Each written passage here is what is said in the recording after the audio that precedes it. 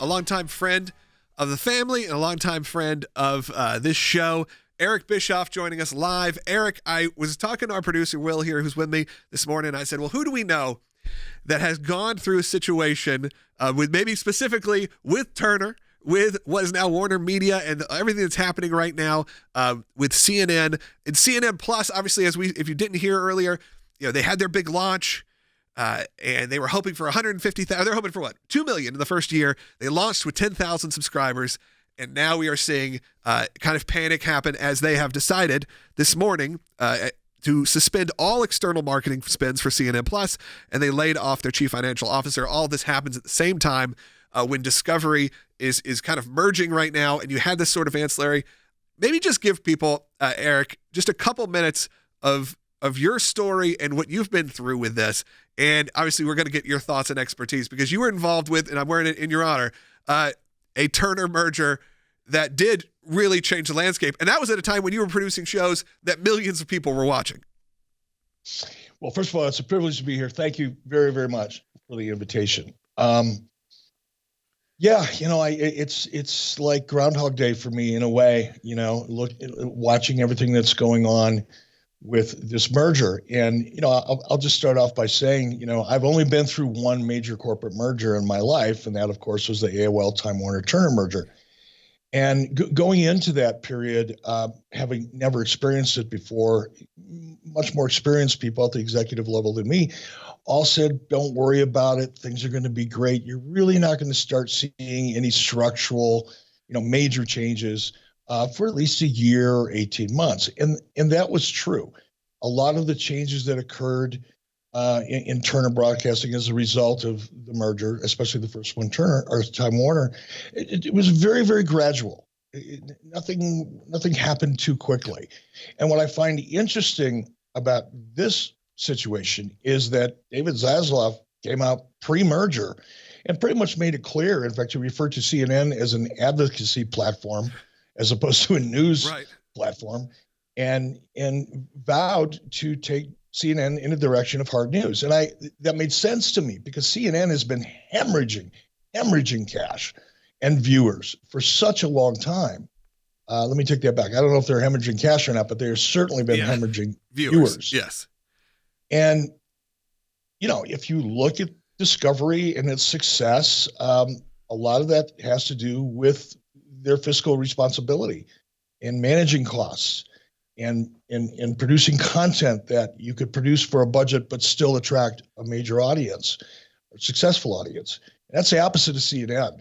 And why in the world anybody would think, hey, I've got this idea. Let's help grow the CNN brand by creating a CNN Plus streaming service while you're hemorrhaging viewers. Yeah. And you've become basically a punchline in a discussion about journalism and news is beyond me. So if I was a shareholder in Warner Brothers right now, I'd be grateful for David Zaslav and grateful for this merger. It's going to be painful. It's going to get ugly. And if the rapid pace of major structural changes that we're seeing and hearing of, shortly after a merger, any indication, I think there's going to be a radical change in Warner Brothers as a company over the next 12 or 18 months. It's going to be ugly. Yeah, I think you're right. And when you look at it sort of in a bigger picture, you have a situation where CNN Plus was sort of created under a previous regime. And maybe, as Will said, they plan to invest $1 billion plus into CNN Plus, $1 billion. They were probably too far along because there was also discussion of whether they were just going to pull this and it wasn't going to happen. But I think they were very far along. They created a lot of content, like you said, not necessarily the content they're producing. Some of it may be cheap to produce, but when you're talking about some of their top tier talent, I'm sure you're having to pay more when it comes to someone like Jake Tapper, who now you're going to make, once a week do Jake Tapper's book club.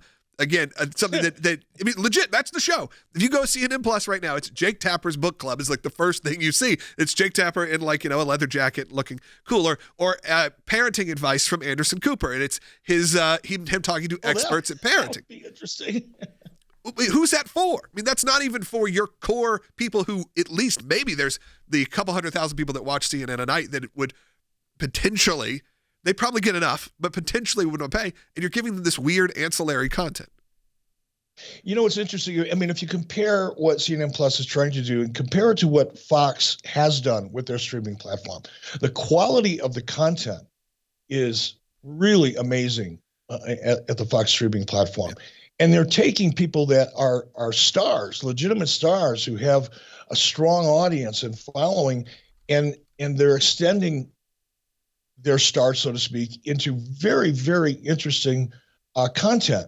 Whereas, again, going back to my point, you know, with CNN, you've got a bunch of hosts and co-hosts or whatever they are, talking heads that nobody really cares about. Nobody's watching them. What would make anybody think that putting somebody that no one cares about and no one is watching into another format is somehow going to, you know, completely reverse your viewership and your fortunes? It's absurd to me. Well, and you talked about earlier how if you were a shareholder, you know, it's almost a blessing that there's this merger happening for the individuals that own stock into a company, because often you see the two industries that have the worst case of groupthink are members of the mainstream media and pro wrestling. Moving on. No. And also large corporations where there's a bureaucracy in place and it's hard to break through sometimes. Do you think that blessing in disguise maybe for the consumer that this failure on one end, but having the merger from someone like Discovery coming in and shaking things up, that maybe we could end up getting better content out of the storied brand of CNN? It is a legacy brand with something like this happening. Quick story. I was first hired by Turner Broadcasting in 1991. And I was so grateful for that opportunity for any number of reasons. It came at a very important time in my life. I had two young kids and was struggling financially and all that. And just to have the opportunity, you know, to work for Turner Broadcasting was really, really amazing to me. But I'll never forget, the most amazing moment was the first time I walked into the CNN center, and there was CNN, you know, right there, the headquarters, the studios were right there. And I was never more proud of anything at that point than to be. CNN was such an amazing thing, you know, in our culture. It was 24-hour cable news worldwide. We could get news from parts of the world where you otherwise, unless you had a shortwave radio or you're a ham operator, you wouldn't get any local news or regional news from parts of the world like that. And I was so proud. It was such an amazing thing.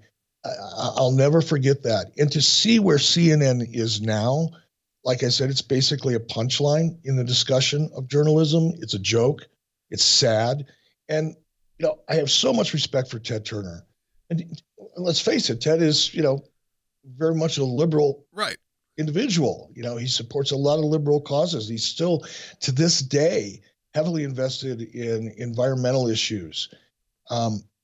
But to see Ted's legacy just go down the sewer the way CNN has gone down the sewer over the last several years, it's really disappointing to me. So when I heard about this merger and heard some of Zaslav's comments early on about the direction he sees CNN going and becoming a real hard news network as opposed to an advocacy platform, as a consumer and as someone who indirectly, you know, associated with Ted Turner and Turner Broadcasting, I am so happy. And I think, the shareholders are going to benefit eventually.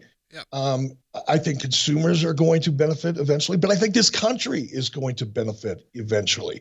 And we're seeing, look at Netflix. The last I read, I think 12 hours ago or so, 18 hours ago, Netflix was down 27%. Right. Hundreds of thousands of people have gone. They've become such a woke platform. And I think what we're seeing, what I hope we're seeing, what I pray we're going to see is the pendulum swinging back to at least some level of sanity. We only have about a minute and a half here, Eric. I did want to just bring up, because obviously a lot of people are talking about whether this just means, do you think they're just going to loop CNN Plus into what is now going to be HBO Max and Discovery's platform? Do you see, I know it's just outsider's perspective, but you brought up a good analogy on one of your other podcasts. Eric does great podcasts about business and everything, about how you don't necessarily want, especially right now with CNN, to have HBO Max which let's say these, I think you said it's a great Italian restaurant. You still don't want to put, even if it's the best Chinese food, you don't want that on your menu. Do you think they have to do that to rebuild CNN before they can bring it in? Absolutely. I would be shocked if they don't just pull the plug on CNN Plus. It was a ill-conceived idea. It was poorly executed. It was overfunded. How do you fix something that was so inherently broken from the get-go? Yeah. I don't think you do. I just think you put it out of its misery and start from scratch. Because, look, any platform is going to be branded. Now, TBS at one point was the comedy network. TNT was the drama network. HBO Plus is going to have to stand for something, and I don't see how CNN Plus fits into it. Eric, thank you so much for joining us. We'll make sure to tag Eric on all our social media. You can check out all his other platforms. He is always providing great content. So thank you, Eric. We'll hopefully have you on soon to talk more about this.